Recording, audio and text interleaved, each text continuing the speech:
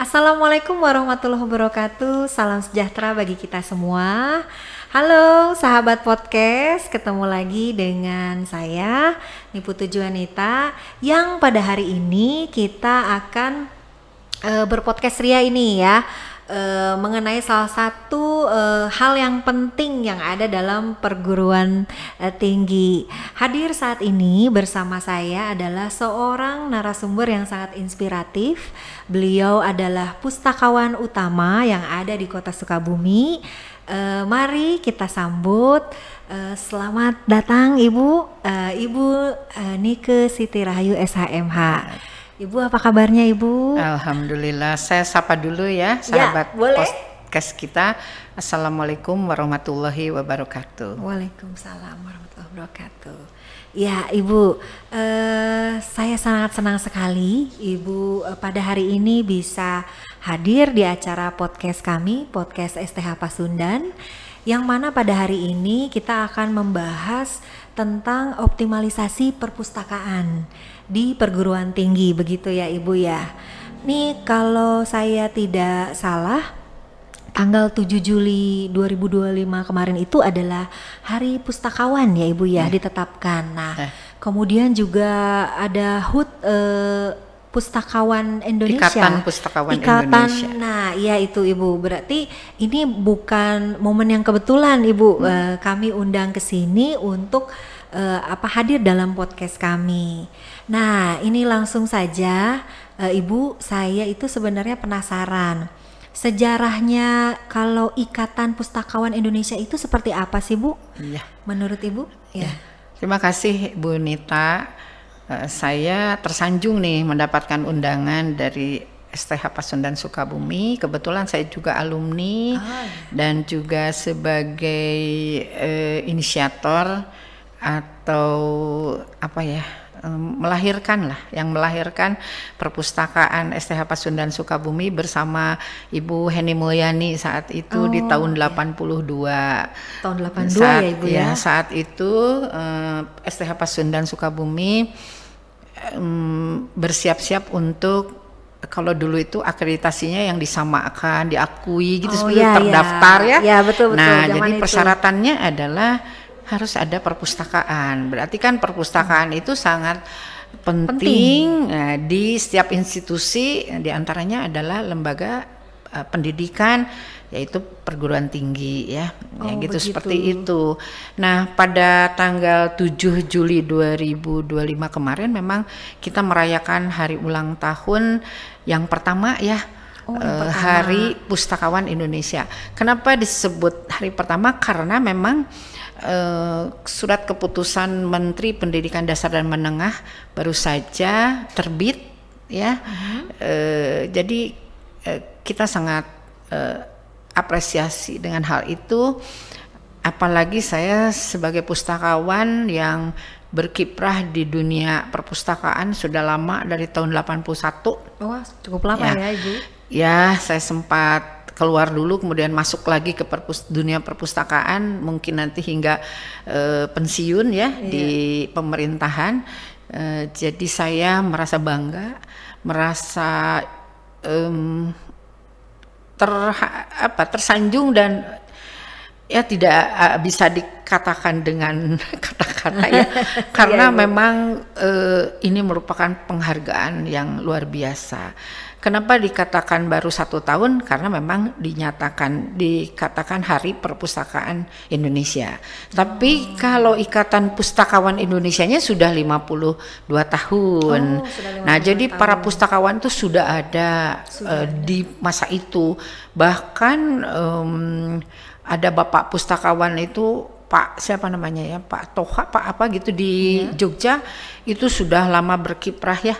Jadi memang para pustakaan pendahulu itu juga sudah luar biasa di dalam meningkatkan pada saat itu lembaganya dulu ya, perpustakaan. Nah, gitu seperti itu. Jadi untuk Ikatan Pustakawan itu sendiri sudah berkembang dengan baik. Nah, itu Ikatan Pustakawan Indonesia itu merupakan wadah bersatunya para pustakawan. Oh, wadah bersatu. Ya, jadi kan pustakawan ini profesi seperti Ikatan Dokter Indonesia seperti profesi itu. itu. Jadi di dalam Ikatan Pustakawan Indonesia itu juga mempunyai banyak program, di antaranya adalah memberikan masukan-masukan kepada pemerintah untuk kemajuan pustakawannya sendiri dan lembaga perpustakaan gitu, seperti itu ya. Jadi apresiasi sekali dari pemerintah kepada para pustakawan ya, gitu, seperti itu. Kemudian keduanya juga memberikan keterangan atau informasi kepada masyarakat sehingga masyarakat sadar bahwa ternyata pustakawan itu luar biasa dan peranannya sangat penting sangat begitu ya. penting ya.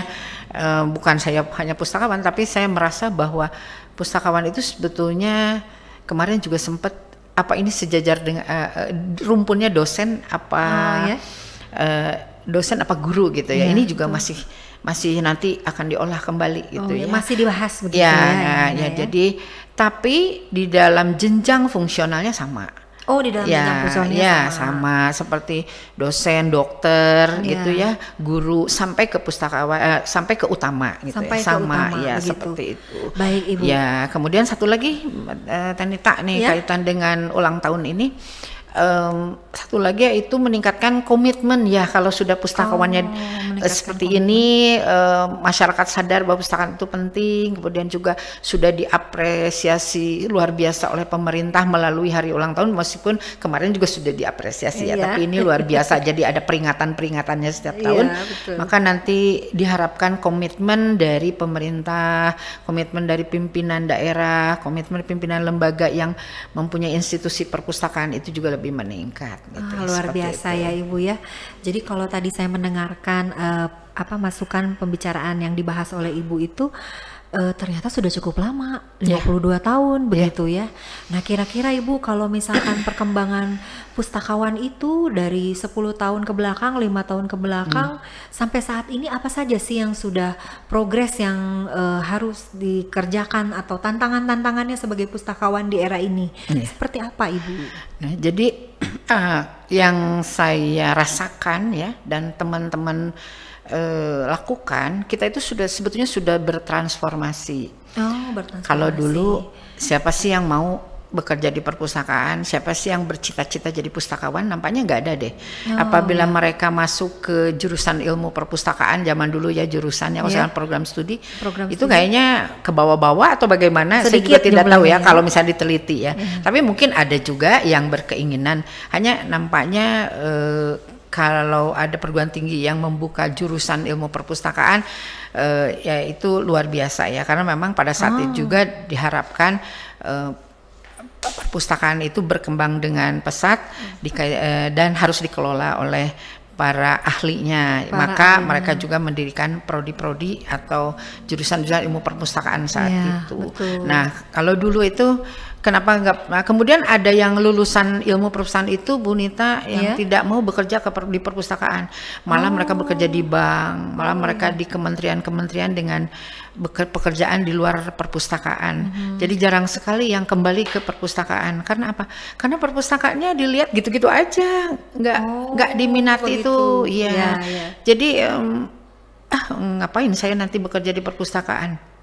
Padahal saya lihat itu penting ya, di SD, SMP, SMA, perguruan tinggi semua ada perpustakaannya. Gitu. Itu wajib ada, wajib ada. Kalau mendirikan sebuah institusi pendidikan itu wajib ada. Jadi bukan pelengkap penderita, saya bicara itu pelengkap penderita ya gitu ya. Karena nanti udah didirikan menderita gitu ya, karena ya seperti itu. Nah, terkadang bagaimana manajernya, kalau manajernya suka olahraga, dia akan membangkitkan dia akan meningkatkan olahraganya, baik sarana prasarana dan sebagainya. Nah, kemudian kalau senang komputer ya lab komputernya yang ditingkatkan. Tapi kalau yang suka dengan perpustakaan, ya perpustakaannya jadi luar biasa gitu ya. Nah, tapi kita harapkan kan semua sarana prasarana yang yang diharap atau yang diwajibkan di sebuah perguruan tinggi itu semua sama ya, perlakuannya seperti itu. Begitu. Nah, kenapa disebut bertransformasi? Karena menyesuaikan dengan perkembangan zamannya ya sebetulnya. Seperti misalnya era digitalisasi. Sekarang ini kan sudah era disrupsi informasi. Nah, dalam arti kata mereka banyak yang meninggalkan buku cetak tapi ingin ke bahan-bahan elektronik. Iya betul. Informasi ada e-book, ada e-journal, ada artikel-artikel lainnya lah. Bahkan sekarang sudah ada AI ya. Jadi itu disebut disrupsi informasi. Nah, pustakawan juga dituntut untuk itu, dan alhamdulillah sekarang ini mereka itu dituntut untuk menguasai teknologi informasi juga, karena mereka harus tahu juga portal-portal bagaimana membuka portal itu, karena mereka itu kan melayani masyarakat ya, atau jadi harus melek teknologi juga sekarang kalau pustakawan ya, karena sekarang itu sudah eranya sudah berbeda. Nah, bagaimana buku cetak tetap perlu ada, karena ruhnya perpustakaan itu adalah buku ya. Dan kalau dilihat sekarang banyak yang menggunakan AI. Ya, AI itu kan mencari sumber dari yang ada di dalam artikel-artikel orang lain ya. Belum tentu itu kebenarannya. Betul. Mungkin hanya rujukan saja, nanti harus mencari kepada sumber yang pasti, sumber yang sah ya. Nah, kemudian juga AI itu kan hanya teknologi saja, mereka tidak melakukan penelitian juga gitu. Jadi apa yang disampaikan dalam AI itu dia hanya mengambil informasi-informasi yang ada dari sumber-sumber lain gitu. Seperti itu. Kemudian juga mereka harus terus meningkatkan profesionalisme. Jadi sekarang ini banyak sekali seperti seminar, workshop ya, yang disajikan oleh para pakar itu perlu diikuti ya. Jadi sebetulnya gratis sekarang itu banyak melalui Zoom ya, webinar dan lain sebagainya. Nah, itu karena kalau tidak seperti itu tidak akan bertambah pengetahuan kita.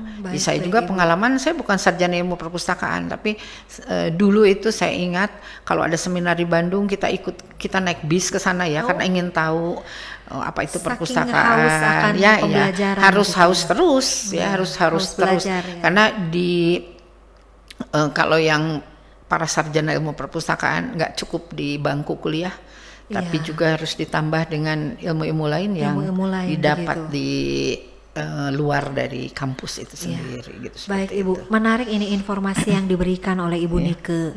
Nah, kalau begitu Ibu, ini kan kami di STH Pasundan ya. Tentu kampus kami ini juga punya perpustakaan. Nah, menurut Ibu sebagai pustakawan utama, kira-kira standar yang layak gitu, kriteria yang memenuhi sampai disebut sebagai perpustakaan yang baik untuk di perguruan tinggi itu harus seperti apa Ibu? Mohon arahan ya. Jadi begini, Perpustakaan Nasional Republik Indonesia itu sudah menerbitkan standar nasional perpustakaan, mulai dari PAUD, SDMI, SMP, MTS, SMA, MA, SMK, kemudian juga perguruan tinggi. Semua ada standarnya sendiri. Ada. Kemudian perpustakaan khusus, perpustakaan kelurahan, perpustakaan kecamatan, perpustakaan dinas kabupaten kota dan provinsi, itu semua ada standarnya. Itu standarnya itu kalau diakreditasi itu adalah nilainya C ya, apabila memenuhi standar gitu ya. Jadi standarnya sudah ada Bu Nita, khusus untuk perguruan tinggi itu misalnya ruangannya luas berapa? Peraturan Kepala Perpustakaan Nasional Republik Indonesia nomor 5 tahun 2024. Itu sudah 3 kali diubah kalau tidak salah, yang terakhir itu. Nah, adapun luas ruangan perpustakaan itu kalau dalam standar itu harus 750 meter. 750 meter. Atau kurang lebih jumlah siswa dikalikan setengah meter satu siswa itu. Begitu. Jadi kalau di sini misalkan siswanya 400 gitu ya. Sebetulnya 200 meter cukup. Hanya dalam standar seperti itu, karena tidak hanya meja kursi dan rak saja, tapi ada fasilitas lainnya. Fasilitas lainnya apa Bu? Misalnya area-area Ya, ada area baca, ada area koleksinya pun ada area referensi, ada area audiovisual, ada area sirkulasi, ada area terbitan berkala, ada Terus area menyimpan, pengolahan. Gitu. Lokernya juga ada. Ya, gitu ada ya. lokernya, kemudian ada area multimedia. Jadi sekarang harus seperti itu, karena kan di era digital ini pasti mahasiswa itu juga akan memilih informasi yang akan didapatkan itu mau dari buku cetak, mau dari multimedia, Ya, dari betul. ya mereka seperti itu. Dan para pustakawan harus cermat ya apabila mereka mencari informasi melalui era digital, maka harus dilayani juga agar supaya mereka itu cepat menemukan apa yang dicari, ya itu yang disebut literasi informasi ya. Jadi informasi itu harus segera ditemukan dengan cepat dan tepat agar supaya para pemustaka itu bisa mendapatkan informasi yang baik. Itu Betul itu. Ibu. Saya ingat sih kalau ketika saya masih jadi anak mahasiswa begitu ya, ketika saya mengerjakan tugas-tugas, ketika nanti akan mengerjakan tugas akhir itu pasti ke perpustakaan. Dan betul. Perpustakaannya itu kan kita pasti mencari apa buku-buku sebagai bahan referensi begitu ya. Nah, itu kan berarti perpustakaan itu secara internal begitu ya, menyokong untuk perguruan tinggi dan berperan penting. Adakah untuk di zaman ini, tadi kan Ibu bilang harus bertransformasi begitu. Adakah semacam selain secara internal begitu, perpustakaan itu membuat gebrakan gitu secara eksternal, kegiatan-kegiatan yang eksternal begitu, yang menjangkau mahasiswa atau masyarakat untuk suka membaca. Apa saja Bu kira-kira? Ya, kan program utamanya di perguruan tinggi itu adalah Tridharma perguruan tinggi ya. Nah ini kan kaitan dengan perpustakaan itu apa? Tridharma perguruan tinggi ini kan yang pertama adalah pengajaran. Tentunya perpustakaan itu harus menyediakan koleksi-koleksi yang menunjang kurikulum yang dapat digunakan oleh dosen dan mahasiswa manakala mereka belajar ya. Selain di kelas juga mereka diwajibkan untuk membaca buku-buku pengayaannya di luar buku-buku wajib. Jadi perpustakaan itu harus mampu menyajikan itu dan tidak hanya buku cetak tapi juga bisa melalui buku elektronik ya atau digital. Nah, kemudian juga untuk penelitiannya ya perpustakaan harus juga menyediakan buku-buku untuk penelitian atau untuk riset baik oleh mahasiswa yang penelitiannya yang masih sederhana, makalah dan sebagainya, juga untuk dosen. Nah, melalui apa? Yaitu maka harus ada multimedia itu seperti itu. Ya, sarana prasarana harus dipenuhi manakala mahasiswa dan dosen ingin mencari informasi bahan riset, dan pustakawan harus juga melayani manakala ada dosen atau mahasiswa ingin melakukan riset ya gitu seperti itu ya.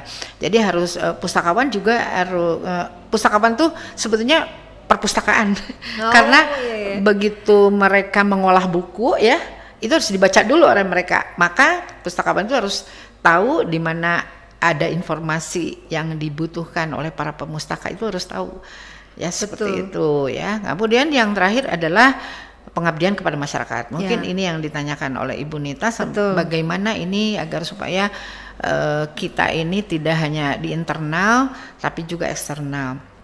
Nah,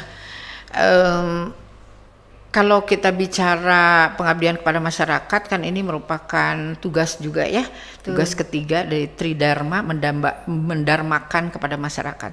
Kita bisa misalnya melalui berbagai kegiatan yang di dalam. Misalnya membuat seminar tentang literasi informasi. Kan literasi informasi itu tidak hanya di perguruan tinggi, tapi literasi informasi ini juga di SMP bisa, di SD di SMP SMA. Bisa, di SMA bisa. Jadi Bu Nita kalau promosi itu bisa mengundang sebetulnya melalui itu ya, melalui betul. Melalui seminar tentang literasi informasi misalnya gitu. Kemudian juga bisa bedah buku ya. Bedah buku itu misalnya mengundang pengarang ya, pengarang buku gitu. Tapi bukunya misalnya kalau mau kalangan hukum bisa dengan buku hukum yang baru ya mengundang pengarangnya. Apabila bukunya yang ingin buku umum lainnya ya mangga disesuaikan. Nah, kemudian itu yang di dalam ya Bu. Kemudian kalau di luar itu kita bisa dengan wakaf buku Bu. Dengan bantuan buku untuk misalnya taman bacaan sekaligus promosi juga sebetulnya ya, taman bacaan. Nah, kita itu mencari buku sebanyak-banyaknya dari wakaf itu, wakaf buku, kemudian kita bentuk satu TBM misalnya gitu. Nah, itu kan untuk mendekatkan akses masyarakat ya, untuk meningkatkan literasi masyarakat. Nah, itu. Kemudian kalau di lembaga-lembaga lainnya misalnya ingin menyimpan di perpustakaan SMA mana, itu boleh dengan corner STH ya, dengan apa yang sederhana lah, raknya yang sederhana ya. Jadi pojok baca STH Pasundan Sukabumi gitu. Jadi di sana diberikan buku khusus untuk SMA, buku-buku umum ya, buku pengayaan untuk SMA, dan juga ditambah dengan buku-buku ilmu hukum yang bisa mereka baca, disimpan di sana. Jadi kita kerjasama itu dengan SMA, kerjasama dengan SMA, kita menyimpan corner-corner di sana. Bisa di kelurahan, bisa di desa, bisa di SMA, di kabupaten, mau di Sukabumi boleh gitu, seperti itu. Jadi bentuk eksternalnya seperti itu. Misalnya paling kecil, paling sedikit misalnya ingin perpustakaan keliling, nggak punya mobilnya, kerjasama dengan dinas perpustakaan, sudah kerjasama dengan dinas perpustakaan, pinjam saja mobilnya, nanti dari sana supirnya ada, kita berkeliling gitu ya. Berkeliling. Nah, karena ini perguruan tinggi emang boleh saja, karena kan ini kaitan dengan literasi, meningkatkan gemar membaca melalui itu penyediaan buku-buku. Mendongeng boleh, mendongeng boleh. Kalau mau mengundang anak SMA, dongengnya apa? Ya dongengnya disesuaikan dengan anak SMA. Misalnya disesuaikan dengan umurnya. Dengan umurnya ya. Misalnya mengupas tentang planet, mengupas tentang, kalau mau agama ya misalnya mengundang MAN atau apa gitu ke sini. Bisa Bu, bisa seperti itu ya. Jadi bentuknya seperti itu. Baik, menarik sekali ya. Ibu ini kita berbicara juga tentang satu lagi Bu, gimana? Mungkin nanti kita akan ingin bercerita tentang bagaimana menarik anak-anak juga ya nanti. Mungkin menarik anak-anak. Ya, itu yang saya mau tanyakan. Saya mau tanyakan Bu, kan kecenderungannya sekarang itu ya kalau ke perpustakaan karena memang ada tugas-tugas dan sebagainya. Apalagi kita ketahui ya, ada data gitu ya, bahwa kalau masyarakat di kita itu masih literasinya ini masih harus ditingkatkan begitu. Nah gitu ya. Nah, sebagai pustakawan ini ya, tantangan terbesar di masyarakat Indonesia ini ya apa saja gitu ya, selain untuk meningkatkan minat baca itu harus dimulai dari anak kecil dan sebagainya. Nah, itu tantangannya biasanya meliputi apa saja ya Bu? Yang paling utama itu sekarang teknologi ya. Teknologi ya, dengan adanya gadget dan lain sebagainya. Ya, betul. Kan teknologi itu tidak bisa dihapus, tidak bisa ditutup. Betul. Karena kan banyak sekali kepentingan pemerintah, kepentingan masyarakat dalam rangka hubungan internasional juga, kita dengan menggunakan teknologi informasi melalui perdagangan dan lain sebagainya. Kemudian dengan kemudahan sekarang itu era disrupsi ya. Misalnya seperti di jalan tol sudah tidak ada lagi petugas, sudah menggunakan kartu. Apapun dengan era digital ini, apapun bisa dilakukan melalui digitalisasi ya, termasuk ojek online juga kan itu sudah digitalisasi. Betul. Ya, itu juga menjadi tantangan, terutama di dunia perpustakaan itu, bagaimana kita agar mereka juga mau menggunakan koleksi kita melalui digitalisasi. Itu bisa saja kita membuat sebuah aplikasi agar supaya mereka itu mau membaca buku-buku kita, atau mereka meminjam dengan pesanan. Bagaimana itu sekarang tuh bisa Bu, membuat aplikasi, misalnya dia melihat informasi buku-buku baru, misalnya melalui web atau melalui online public catalog aksesnya. Oh ternyata ada. Nah kalau mau memesan bisa-bisa saja memesan dengan WA, dengan apa gitu ya. Nah emang harus ditunjang juga dengan para pegawai juga ya, karena kan kalau mesan itu kan harus dikirim ya. Ada dulu pernah inovasi itu bekerja sama dengan ojek gitu ya, bisa dengan ojek gitu ya. Tapi kalau di kampus kan kita sekitar kampus, kalau di perpustakaan umum itu kan jauh ya. Nah di sekitar kampus, bagaimana anak-anak supaya bisa yaitu gemar membaca di sekolah dan perguruan tinggi itu memang tergantung. Yang pertama adalah ruangan yang representatif. Ruangan yang representatif. Ya, supaya mereka betah. Bagaimana caranya supaya mereka itu betah menjadi rumah kedua. Bahkan mereka itu bisa berlama-lama nggak mau diusir gitu. Lama-lama kita ingin menambah jam membuka itu ya. Betul Bu, saya pernah mengalami Bu. Waktu saya di Depok begitu ya Bu, enak sekali ruangannya, luas, ada sofanya dan sebagainya, enak gitu. Jadi harus representatif dan harus mengikuti perkembangan zaman sekarang. Jadi duduk tuh sebetulnya tidak semua harus duduk di kursi ya. Nah bisa saja lesehan, karena itu juga dalam akreditasi itu dihitung gitu. Kalau kursi itu harus 4 gitu ya. Nah, di lesehan juga 4 itu, tapi harus ada tempat duduknya di bawah ya untuk tilamnya gitu. Nah itu juga dihitung ya. Jadi kemudian ada untuk baca koran dan lain sebagainya juga itu. Kemudian juga koleksi memenuhi keinginan mereka ya untuk bahan ajaran dan juga penelitian. Kemudian juga semua sarana prasarana yang mereka inginkan, dan bagaimana supaya mereka mau ke sini harus didorong oleh dosennya.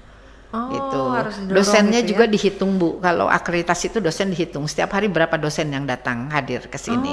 Karena kalau tidak oleh dosen, mungkin ya dengan era teknologi seperti ini mereka malas-malas ke perpustakaan gitu ya. Jadi yang pertama adalah mereka diwajibkan oleh dosen itu hadir di perpustakaan. Misalnya dia mencari informasi melalui jurnal. Itu perlu Bu. Mereka itu minimal 1 tahun bisa membuka 2 jurnal lah gitu. Harus membuka 2 jurnal. Baik ya kalau internasional ya enggak, jurnal nasional itu ini, karena kita juga tidak perlu berarti kita harus berlangganan. Itu ada jurnalnya Ipusnas itu gratis Bu. Ipusnas itu perpustakaan nasional itu menyajikan itu seperti itu ya. Jadi seperti itu. Kemudian juga komitmen pimpinan ya, komitmen pimpinan itu, karena sekarang perpustakaan itu sekali lagi bukan penunjang gitu. Kalau penunjang itu kan kalau pendukung aja begitu ya. Tapi sekarang ini perannya vital ini perpustakaan. Perannya vital dan terintegrasi. Karena apa? Buku kan mengikuti kurikulum. Kalau buku perpustakaan perguruan tinggi itu harus sesuai dengan kurikulum. Gak bisa saya semena-mena beli pertanian, beli apa, kan kurikulumnya hukum. Ya semua harus yang menunjang ilmu hukum gitu. Nah, seperti itu kan. Nah, kemudian bagian yang terintegrasi.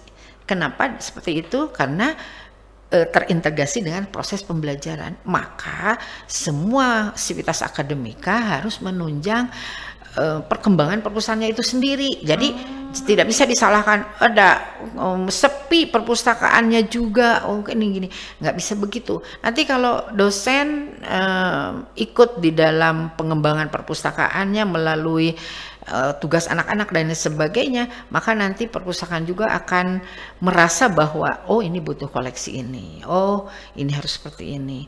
Dan betul. Nomor 1 kita harus sama bahwa satu sama pemikiran ya, bahwa perpustakaan itu sebagai peranan penting. Dan harus ada kolaborasi dari semua pihak untuk mendukung itu sendiri gitu. Jadi kalau perpustakaan masih disebut hanya pelengkap saja karena persyaratan yang tadi, itu nggak akan bisa berkembang. Seperti itu. Maka motonya visinya Kepala Perpustakaan Nasional yang baru itu adalah perpustakaan hadir untuk martabat bangsa. Oh, bagus sekali. Ya. Perpustakaan hadir untuk martabat bangsa. Iya, kan jadi bangsa yang bermartabat. Maka harus bagaimana perpustakaannya yang ingin meningkatkan martabat bangsa gitu. Bisa juga ya mungkin seperti membangun perpustakaan yang berkualitas sama dengan membangun generasi yang berkualitas. Iya, betul, betul. Karena kan dari membaca gitu dari membaca gitu. Jadi tidak ada ruginya sebetulnya. Banyak untungnya malah banyak itu, untungnya malah gitu seperti itu. Menarik sekali Ibu. Mudah-mudahan ini para pemirsa yang menonton gitu ya podcast ini menjadi semakin terbuka gitu bahwa peranan perpustakaan saat ini sesuai perkembangan zaman itu amat penting sekali ya, amat penting sekali. Oleh karena itu semoga ini ya banyak pihak yang menonton podcast ini dan menjadi lebih tercerahkan begitu, lebih tercerahkan, kemudian perpustakaannya menjadi didukung menjadi semakin lebih baik, pelayanannya, fasilitasnya dan sebagainya. Ini terakhir Ibu, kira-kira dari Ibu begitu ya, apa harapan-harapan Ibu begitu ya untuk perpustakaan-perpustakaan yang ada khususnya di perguruan tinggi, mungkin untuk di STH, seperti apa Bu harapan-harapannya gitu ke depannya? Ya. Harapan saya perpustakaan di perguruan tinggi manapun khususnya di STH Pasundan Sukabumi itu harus memenuhi standar, wajib memenuhi standar. Karena di dalam kehidupan kita itu kan semua harus mengarah ke atau berlandaskan peraturan perundang-undangan. Jadi minimal harus memenuhi standar. Apa yang ada di dalam standar itu yang harus kita ikuti. Maka setelah standar itu diikuti, maka layanan kita juga akan terstandar, akan sesuai dengan kebutuhan. Karena yang dalam standar itu kan sudah minimalis lah gitu ya, apa sarana prasarananya yang harus ada. Nanti setelah dievaluasi melalui akreditasi, maka kita tahu apakah kita itu sesuai standar atau di atas standar atau lebih di atas standar. Karena kalau sesuai standar kita punya nilainya C, di atas standar sedikit nilainya B, lebih dari standar nilainya A. Ya seperti itu ya. Jadi tantangannya memang sekarang itu diantaranya adalah pustakawannya juga harus memenuhi persyaratan. Harus memenuhi persyaratan. Di antaranya apa Bu? Yang di dalam akreditasi yang sekarang yang baru itu harus S2 perpustakaan. Tapi harus S2 perpustakaan, tapi tidak menutup kemungkinan ya kalau kita masih belum ada masih bisa S1 ilmu perpustakaan. Ya kalau bisa yang lain-lainnya juga selain tadi penunjangnya menguasai itu, teknologi menguasai teknologi, kemudian juga memberikan pelayanan sesuai dengan pelayanan yang prima ya, pelayanan prima dari pustakawan. Misalnya dia itu melayani dengan baik, melayani dengan senyum ya, kemudian juga dari performannya juga harus baik supaya para pemustaka mau kembali lagi seperti itu ya. Dan juga yang terakhir adalah komitmen pimpinan. Komitmen pimpinan ya, itu penting. Itu ya. Pimpinan itu bukan perguruan tinggi saja. Kalau di dinas perpustakaan ya pimpinan bisa kepala daerah. Kalau di sekolah ya kepala sekolah gitu yang ya gitu seperti itu juga ya. Jadi nanti harus bersinergi begitu. Baik Ibu, tidak terasa waktunya ini kami berdiskusi bersama Ibu. Kita ini seru sekali Ibu, banyak insight-insight baru yang saya dapatkan. Saya simpulkan podcast hari ini adalah peranan perpustakaan itu entah dari berbagai level itu adalah sangat penting sekali untuk membangun generasi yang berkualitas. Jadi kalau saya bisa tutup podcast kali ini itu dengan tagline yang mari membangun perpustakaan yang berkualitas, maka generasinya pun akan semakin berkualitas ya Ibu ya. Terima kasih Ibu untuk waktunya hari ini, sudah meluangkan waktu di podcast kami STH Pasundan dan juga banyak memberikan sekali insight-insight khususnya dalam bidang perpustakaan. Sehat-sehat selalu ya Ibu ya. Terima kasih Bu Nita. Sampai jumpa lagi di Sampai obrolan jumpa lagi di sequel-sequel berikutnya, episode-episode berikutnya Ibu ya. Nanti jangan bosan-bosan diundang oleh kami. Terima kasih. Ya, sama-sama. Demikian podcast para podcaster dari STH Pasundan ya. Sampai jumpa, kita ketemu dalam episode lain lagi ya. Terima kasih. Kita akhir sampai di sini. Wassalamualaikum warahmatullahi wabarakatuh.